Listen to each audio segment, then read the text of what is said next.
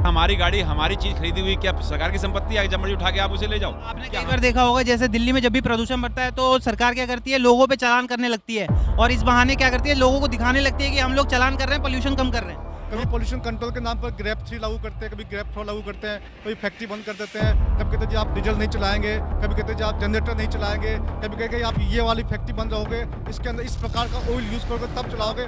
ये सब देश में ये स्थिति है। अगर आप किसी अधिकारी को ज्ञापन देना चाहते हैं तो वो भाग जाते हैं। एक चेयरमैन मतलब इतना बड़ा व्यक्ति, क्योंकि ये आम जनता को गुमराह करने का जो इन्होंने एक षड्यंत्र रचा है ना सरकार ने, अब जनता को जागना पड़ेगा। और जो वो लेके आ रहे हैं ना आजकल जो इस तरह के कभी वाहनों का वो कर देते हैं और डाइवर्ट कर रहा जा रहा है, डाइवर्ट कर रहे हैं माइंड को।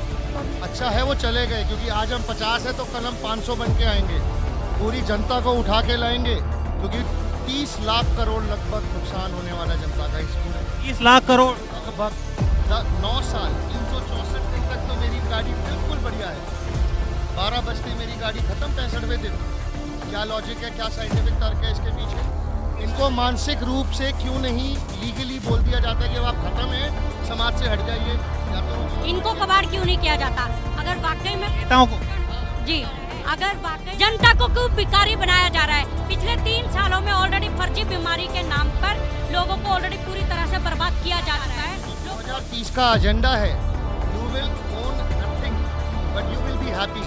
आपके पास कुछ नहीं होगा लेकिन आप हम खुश रहेंगे। हाँ, छलावा है, ये छलावा है। ये एजेंडा 2030 है और हाँ 2030 है और इसके अंतर्गत इनको 90% बेरोजगारी फैलानी, 90% बेरोजगारी, यानी 10% के पास ही रोजगार रहेगा। तो पुरानी गाड़ी बेचोगे 40 रुपए किलो के हिसाब से, कुछ ना मिला, अब जबरदस्ती नई खरीदनी पड़ेगी तो लोन लेने जाओगे और अब अगले 10 साल अपने पूरे परिवार को आप दुखी करोगे। तो हर पेट्रोल पंप पर प्रदूषण चेकिंग के जो बूथ बनाए गए हैं उसका क्या मतलब है? उसका क्या मतलब है? आप एक बात भी और गौर से कर सकते हैं कि पार्लियामेंट में डिबेट ही नहीं होने देते। कोई भी बिल आता है आप धड़ल्ले से पास कर लेते हैं। ऐसे आप लोगों को बताना चाहूंगा, अभी कुछ समय पहले दिल्ली में पूरे देश भर में फार्म बिल लॉ लागू किए गए थे और उनको ये कह के लागू किया गया था कि ये देश की जनता की भलाई के लिए, मतलब किसानों की जनता की भलाई के लिए लागू किया गया। लेकिन जब लोगों में रोष आया, किसानों में रोष आया, तो वो वही बिल वापस ले लिए गए और यही बोला गया कि ये किसानों की भलाई के लिए। तो वो आपको क्लियरली बता रहे हैं कि हम सब एक हैं। हम सब आपको पागल बना रहे हैं। आपस में लड़ते रहिए, दंगे फसाद करिए, आपस में मरते रहिए। वाहन हमारे आपके किसी के मातरम परिवर्तन होके रहेगा। अभी हम हैं दिल्ली के एनजीटी के ऑफिस के बाहर, नेशनल ग्रीन ट्रिब्यूनल, और यहाँ पे हमें कुछ हमारे साथी मिले हैं। लोगों का ये कहना है कि सरकार जो है, एनजीटी के द्वारा ये कहा गया है कि जो 10 साल से पुरानी गाड़ियाँ हैं डीजल वाली और 15 साल से पुरानी गाड़ियाँ हैं पेट्रोल वाली, उनको मतलब सरकार जब्त कर लेगी और इन लोगों का ये कहना है कि ये इनकी प्रॉपर्टी है, इनको कोई छीन नहीं सकता। भाई साहब देखिए, सबसे बड़ी बात क्या है कि जो हमारी संपत्ति होती है हमारी, पहले तो इन्होंने जो है हमारे गाय भैंस घोड़े गधे सब हटा दिए इन्होंने कि आपके ये नहीं रख सकते। दूसरा, अब हमारे पास गाड़ी है उसको भी हटा रही है। एक गरीब आदमी ने बड़ी मुश्किल से गाड़ी खरीदता है, आप कहते हो कि उस गाड़ी को जो है 15 साल में वो बेकार हो गई, 10 साल में ख़राब हो गई। आपके पास क्या तथ्य है? क्या हमारी गाड़ी हमारी चीज़ खरीदी हुई क्या सरकार की संपत्ति है? जब मर्जी उठा के आप उसे ले जाओ। क्या हमारा कोई राइट नहीं रह गया? हमारा जन्मसिद्ध अधिकार था जिसके लिए हम क्रांतिकारियों ने अपनी बलिदान देकर इस देश को आज़ाद कराया और आज कहते हैं कि ये नहीं होना चाहिए। आपने कई बार देखा होगा जैसे दिल्ली में जब भी प्रदूषण बढ़ता है तो सरकार क्या करती है, लोगों पे चालान करने लगती है और इस बहाने क्या करती है, लोगों को दिखाने लगती है कि हम लोग चालान कर रहे हैं, पोल्यूशन कम कर रहे हैं। तो इसके बारे में क्या कहेंगे? देखिए, पोल्यूशन के नाम के ऊपर सरकार जो करती है, सिर्फ इनके कुछ एक जो है लोग होते हैं जो इनको सजेशन देते हैं कि आप पोल्यूशन के नाम पर ये करिए और ये कार्य चालू हो जाएगा। जैसे अभी किया इन्होंने पोल्यूशन के नाम के ऊपर जो है नई नई गाड़ियाँ लाए, BS4 लाए, BS5 लाए, 6 लाए, उसके बाद CNG लिया है, उसके बाद आप कह रहे हैं कि इलेक्ट्रॉनिक गाड़ियाँ लेके आएंगे। उसके बाद इन्होंने बीच में कहा कि पोल्यूशन आप चेक कराइए। पोल्यूशन के ऊपर भी इन्होंने क्या करना शुरू कर दिया कि उनके नंबर लेने शुरू कर दिए, घर बैठे जो चालान भेजने शुरू कर दिए, चाहे वो गाड़ी चलाए चालान चलाए। ये क्या तरीका है इनका? मतलब हमारा कोई अधिकार ही नहीं है। कुल मिला के ये कहना चाहूंगा मैं कि सरकार जो है अपनी मनमानी कर रही है। एक डिक्टेटरशिप वाली हरकत जो हो रही है वो यहाँ पे हो रही है। नाजी पार्टी जो हिटलर की जर्मनी वाली पार्टी थी वो वाला यहाँ पे फॉलो किया जा रहा है। आप बताइए सर, क्या कहेंगे आप इस पे? नहीं, अगर पोल्यूशन कम करनी है तो हम सब पोल्यूशन कम करना चाहते हैं, लेकिन पोल्यूशन क्या नई गाड़ी बना के कम होती है? नई गाड़ी बनाने में कितनी पोल्यूशन लगती है? बिल्कुल सही बात। और पुरानी गाड़ी जिसका एमिशन टेस्ट बिल्कुल पास हो रहा है, जो बिल्कुल पोल्यूशन नहीं कर रही, उसको आप बोल रहे हो कबाड़ी को दे दो, ऐसे कैसे पोल्यूशन कम हो जाएगी? ये जो आदेश दिया है एनजीटी ने कि 10 वर्ष से ऊपर की डीजल गाड़ी और 15 वर्ष से ऊपर की जो पेट्रोल गाड़ी है उसको बैन कर दिया गया है दिल्ली एनसीआर के अंदर। यह आदेश असंवैधानिक है, संविधान की जो मूल विचारधारा है उसके खिलाफ है। संविधान के अंदर संपत्ति का अधिकार दिया गया है, व्यक्ति की अपनी संपत्ति होती है, वो अपने हिसाब से उसका प्रयोग करेगा। आप इस प्रकार से व्यक्ति की संपत्ति का अधिकार को हनन नहीं कर सकते हैं। और ये जो आदेश है, इस आदेश के आधार पर, एनजीटी के आदेश के आधार पर ये गवर्नमेंट ऑफ दी दिल्ली ने भी आदेश पारित किया है कि भैया आप दिल्ली के अंदर 10 वर्ष से ऊपर की डीजल गाड़ी और 15 वर्ष से ऊपर की पेट्रोल गाड़ी नहीं चलेगी। तो अब सरकार ने या एनजीटी ने यह बहाना बनाया है कि भाई पॉल्यूशन हो रहा है, पॉल्यूशन का कंट्रोल कर रहे हैं। कभी पॉल्यूशन कंट्रोल के नाम पर ग्रेप 3 लागू करते हैं, कभी ग्रेप 4 लागू करते हैं, कभी फैक्ट्री बंद कर देते हैं, कभी कहते हैं जी आप डीजल नहीं चलाएंगे, कभी कहते हैं जी आप जनरेटर नहीं चलाएंगे, कभी कहेंगे आप ये वाली फैक्ट्री बंद रहोगे, इसके अंदर इस प्रकार का ऑयल यूज़ करोगे तब चलाओगे। ये सब बहाने हैं। हमें इनडायरेक्टली किसी और तरफ फोर्स किया जा रहा है, ज़बरदस्ती लोगों से अपनी पुरानी गाड़ी को ख़त्म करके इलेक्ट्रिकल गाड़ी की तरफ ले जाया जा रहा है। यहाँ पर एक बात और लिखी हुई इस आदेश के अंदर, इस आदेश में ये लिखा हुआ है कि यदि आप अपनी गाड़ी को इलेक्ट्रिक में कन्वर्ट कर देते हैं तब उनको कोई दिक्कत नहीं है, तब 10 वर्ष से ऊपर की डीजल गाड़ी और 15 वर्ष से ऊपर की पेट्रोल गाड़ी चला सकते हैं। तो इलेक्ट्रिक में कन्वर्ट करने के लिए तो काफ़ी दिक्कत हो जाएगी ना फिर इलेक्ट्रिक में। तो सरकार जो है, सरकार एनजीटी ये एनजीटी ऑफ दिल्ली, ये सब मिल करके पब्लिक को फोर्स कर रहे हैं किसी एक दिशा में जाने के लिए। इसके पीछे कुछ फाइनेंशियल गेन्स होते हैं जो सरकार को मिलते हैं, अधिकारी को मिलते हैं, नेताओं को मिलते हैं, प्राइवेट सेक्टर को मिलते हैं, वो भी एक कारण हो सकता है। तो प्रदूषण तो एक बहाना है, असली बात ये नहीं है। असली बात जो है ये इलेक्ट्रिक व्हीकल्स की तरफ ले जा रहे हैं। लेकिन एक बात और, यहाँ पर इलेक्ट्रिक व्हीकल्स के अंदर लिथियम प्रयोग होता है, लिथियम की बैटरी और लिथियम जो है वो सबसे अधिक पॉल्यूटेंट है।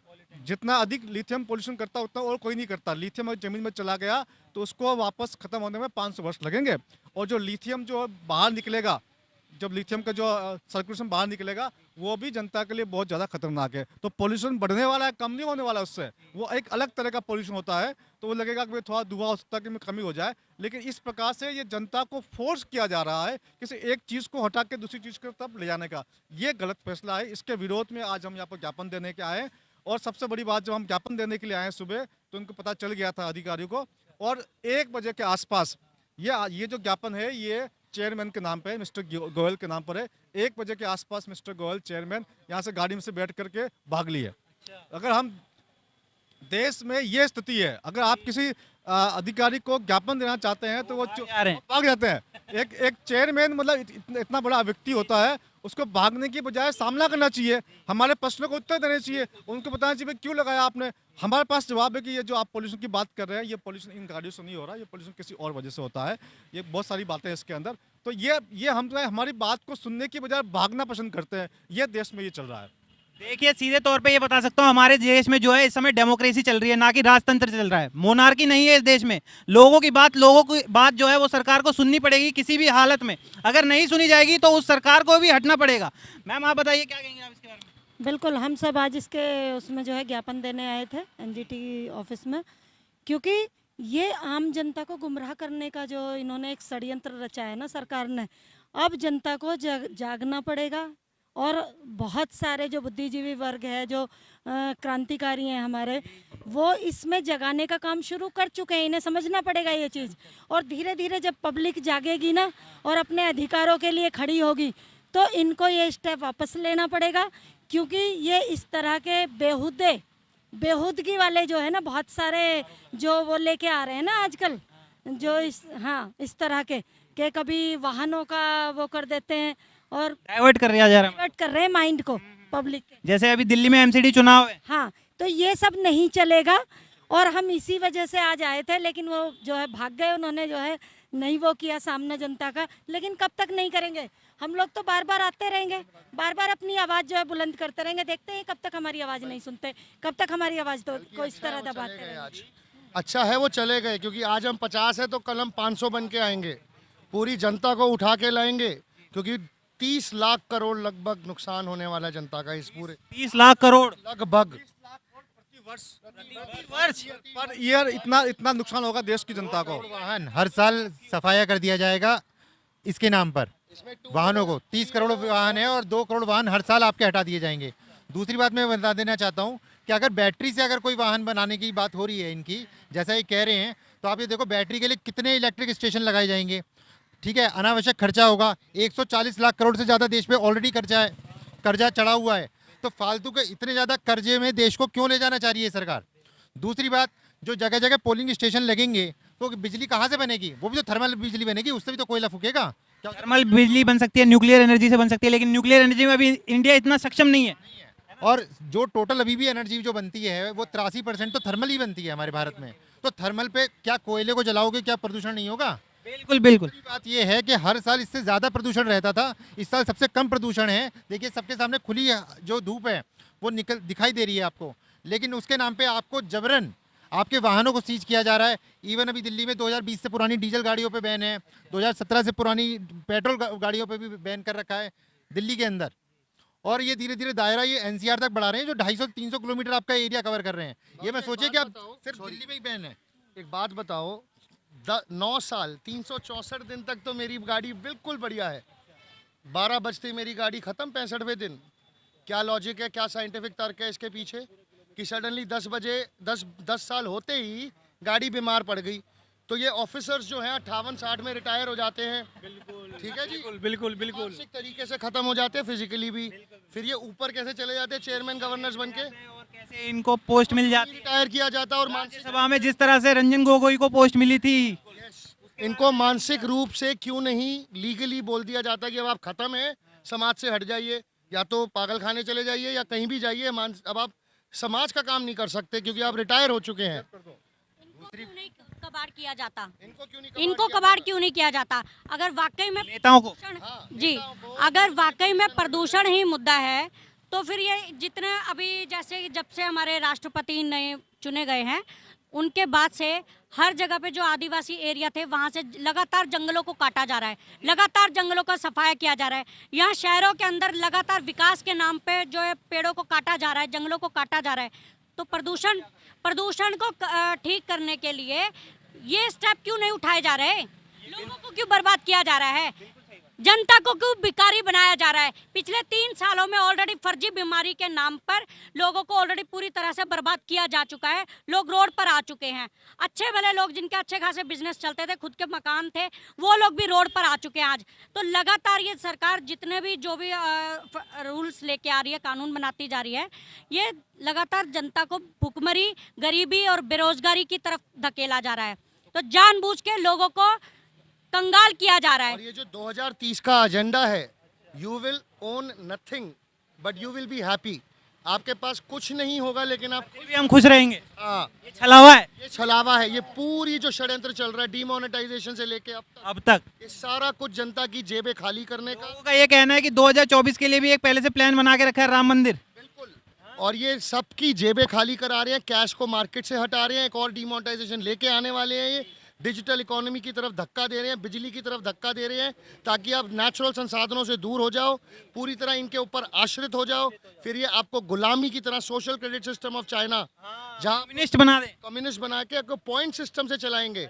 अगर आपके मन में गलत विचार आया तो ये वहीं से बटन दबाएंगे और आपके क्रेडिट्स खत्म हो जाएंगे, आप पानी तक नहीं खरीद पाओगे। अभी आपने हाल में देखा होगा कि चाइना में क्या हुआ कि वहाँ का जो प्राइम मिनिस्टर था उसको भरी सभा से खींच के निकाला गया था, आप लोगों ने देखा होगा। तो कम्युनिस्ट सरकार में आप ये देख सकते हैं, हालांकि वहाँ पे डिक्टेटरशिप चल रही है ना। तो आपको नहीं लगता कि देश में भी जो जिस तरह से बीजेपी ये सब कार्य कर रही है, तो मतलब कि एक तरह से डिक्टेटरशिप की तरफ बढ़ रहे हैं हम लोग, फासिज्म की तरफ बढ़ रहे हैं? आपको नहीं लगता?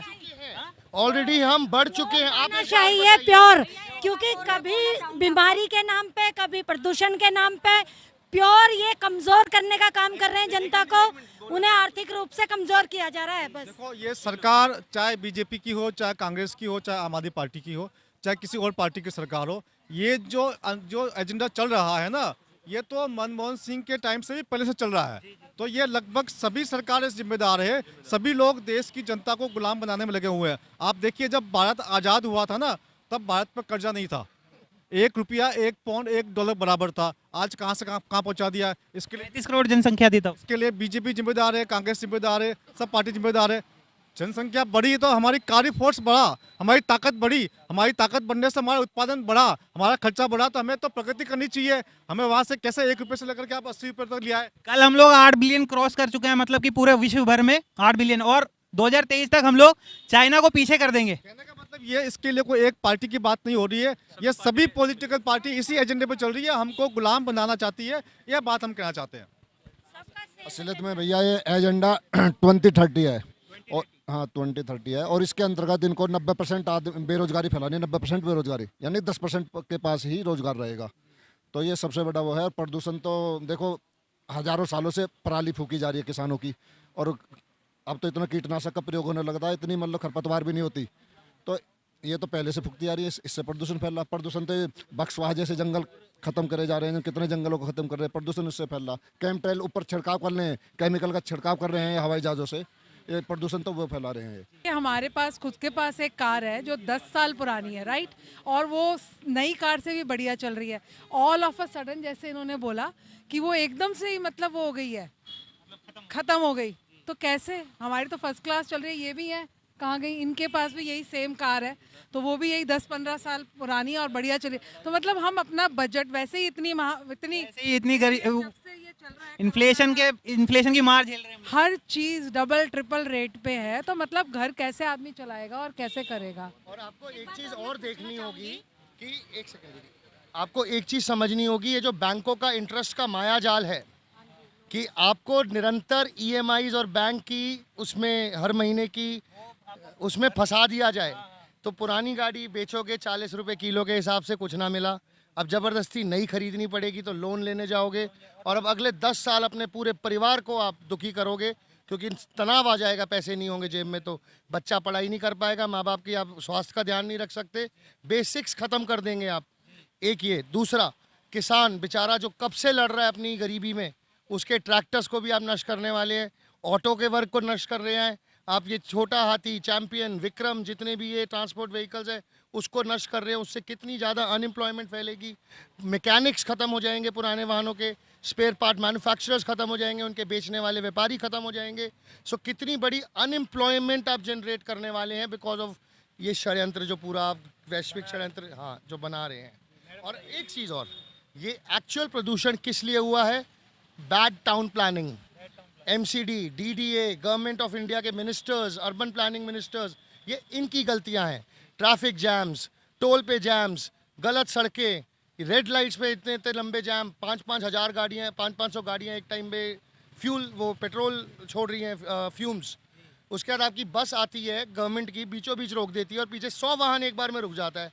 वो 1 मिनट का स्टॉपेज कितना प्रदूषण सडनली खड़ा कर देता है। No discipline by the government vehicles. आप समझिए इन बातों को। और जो महंगी गाड़ियाँ हैं, मर्सिडीज, BMW, ऑडी, पोर्शे, कयान, ये सारी सब पे बैन नहीं है। ये कितना ज़्यादा V8, V12 इंजन ये 1-2 किलोमीटर की माइलेज देती हैं। बिल्कुल भी। तो आप सोचिए कि ये कितना प्रदूषण पर कैपिटा एक आदमी पर चल रहा है मर्सिडीज में बैठ के।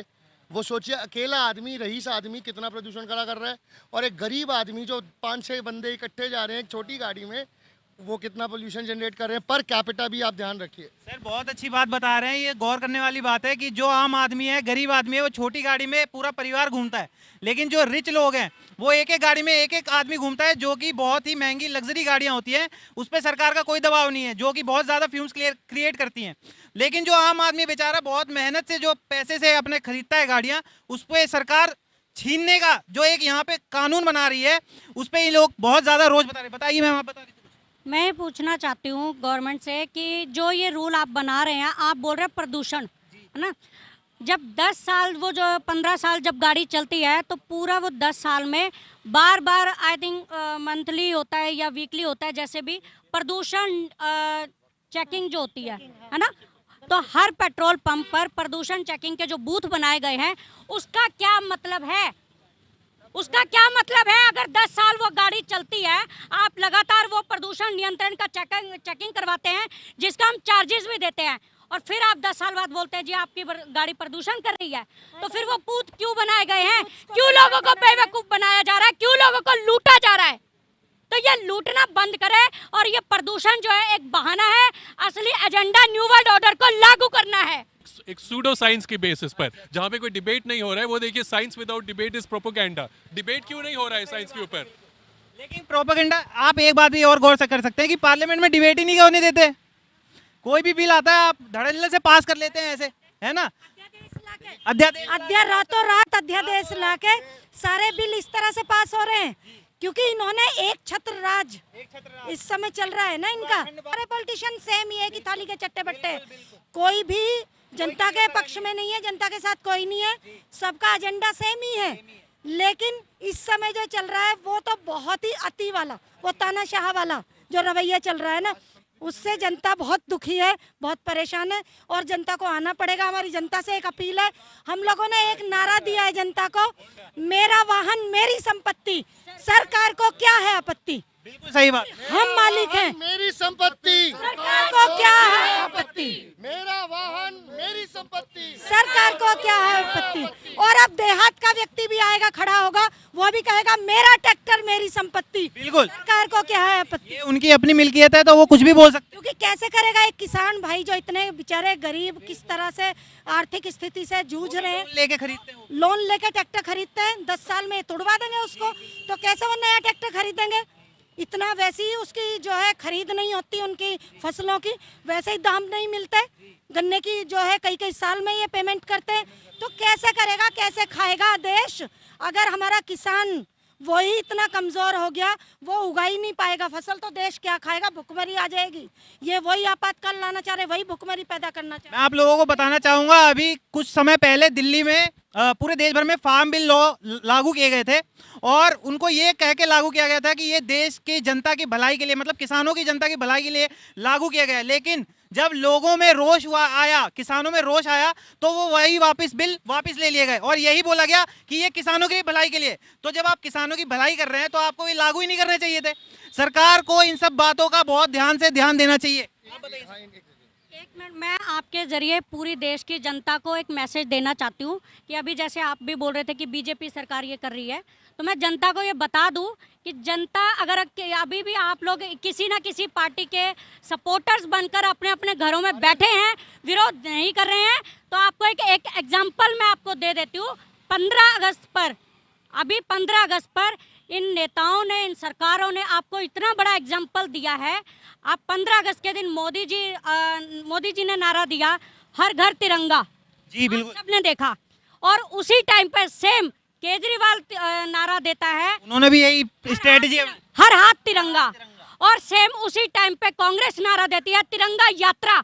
तो वो आपको क्लियरली बता रहे हैं कि हम सब एक हैं, हम सब आपको पागल बना रहे हैं। आपस में लड़ते रहिए, दंगे फसाद करिए, आपस में मरते रहिए, किसी पार्टी को कोई फर्क नहीं पड़ रहा। अपने अधिकारों की रक्षा के लिए आपको खुद बाहर आना पड़ेगा, ये बात जनता को समझनी पड़ेगी, एकता में आना पड़ेगा। एक जी सिर्फ एक ना ज़रूरी जानकारी है जो शायद अभी है ना जनता को पता नहीं है, जिस बारे में हम सब लोग आए हैं अपने अधिकारों के, अपने वाहन की रक्षा के लिए यहाँ पर। लेकिन अभी सरकार ने ये चीज़ मतलब अपने कागजों में तो कर दी है, लेकिन इस चीज़ की जानकारी जनता को नहीं है कि दिल्ली एनसीआर का जो दायरा पहले 40-50 किलोमीटर का था, जिसमें नोएडा, फरीदाबाद, गुड़गांव ये सारा पूरा क्षेत्र आता था, लेकिन अब ये दायरा 300 किलोमीटर तक बढ़ गया है, ठीक है, जिसके अंदर आपका हमारा यूपी का शामली तक ये लोग कवर अप कर रहे हैं, हरियाणा में आपका जींद तक उसके अंडर में आ गया है और हमारे राजस्थान का भी काफ़ी बड़ा हिस्सा उसके अंदर आ रहा है। तो जो ये चीज़ आज दिल्ली एनसीआर के लोगों के साथ में हो रही है, वो भी प्रदूषण के नाम पर, और क्या वो भी ऐसा प्रदूषण है जिसकी आज तक मतलब जिसके पीछे ये जो NGT है, नेशनल ग्रीन ट्रिब्यूनल, ये आज तक कोई ऐसा प्रमाण नहीं दे पाई है कि जी आपकी गाड़ी प्रदूषण करती है। आप NGT की आंकड़े उठा करके देखिए, 2 साल पहले जब लॉकडाउन देश के अंदर लगा हुआ था, तब की AQI की क्या नाम है अप्रैल की जो रीडिंग है, और आज जब सबके व्हीकल सड़कों पे दौड़ रहे हैं, जब 2 साल की रीडिंग में आपको ज़रा सा ही फर्क नज़र आएगा, तो आप बताइए जो एयर क्वालिटी इंडेक्स की जो प्रमाणिकता है, तो उसके पीछे कोई वैज्ञानिकता है या नहीं है उसके अंदर में? कोई वैज्ञानिक प्रूफ नहीं है। वैज्ञानिक प्रूफ कैसे हुआ? जब सड़कों पे कोई वाहन नहीं है तब भी रीडिंग आपकी सेम है, और जब सबके वाहन दौड़ रहे हैं तब भी आपकी रीडिंग सेम है। और जनता को ये चीज़ समझनी पड़ेगी कि जो आदेश और जो कानून आपके लिए आज यहाँ दिल्ली में बन गए हैं ना, वो पूरे NCR को कवर कर रहे हैं। आज हमारी गाड़ियाँ जब्त हो रही हैं अपनी दिल्ली NCR की जनता की, तो आने वाले टाइम पे जींद की, रोहतक की, सभी की गाड़ियाँ जब्त होने वाली है। वो तो आपको 2 मिनट में बोल दें कि जी ये कानून तो 3 साल पहले बना हुआ है, आपने 3 साल पहले क्यों नहीं बोला? तो हम आज लोग आवाज़ उठाने आए हैं और आह्वान करते देश भर की जनता से। क्योंकि एक पॉइंट और मैं बताना चाहूँगा जो कि इनका हिडन एजेंडा है, जो कि शायद अभी तक जनता नहीं समझ पाई है। ये आपको टोटल सर्वेलेंस स्टेट, हमेशा मतलब निगरानी में, हमेशा निगरानी, constant real time surveillance, real time surveillance vehicles में लेके जाएंगे। उसमें GPS इनेबल्ड है पर लोकेशन, उसमें साउंड इनेबिलिटी है, उसमें आपकी वीडियो कैमरा, ये कैमरास लगे हैं, वो रियल टाइम में फेशियल रिकॉग्निशन द्वारा ये डिटेक्ट कर सकते हैं कौन किस गाड़ी में कहाँ किधर घूम रहा है। These are remotely controllable devices, AI interface, remotely controllable. ये आपको दूर से किल स्विच दबा के आपकी गाड़ी को बम की तरह उड़ा सकते हैं, एक्सीडेंट करवा सकते हैं, ब्रेक फेल्स करवा सकते हैं, आपका स्टीयरिंग घुमा सकते हैं। इतना high tech? Yes, because it is all electrically integrated and electronically driven.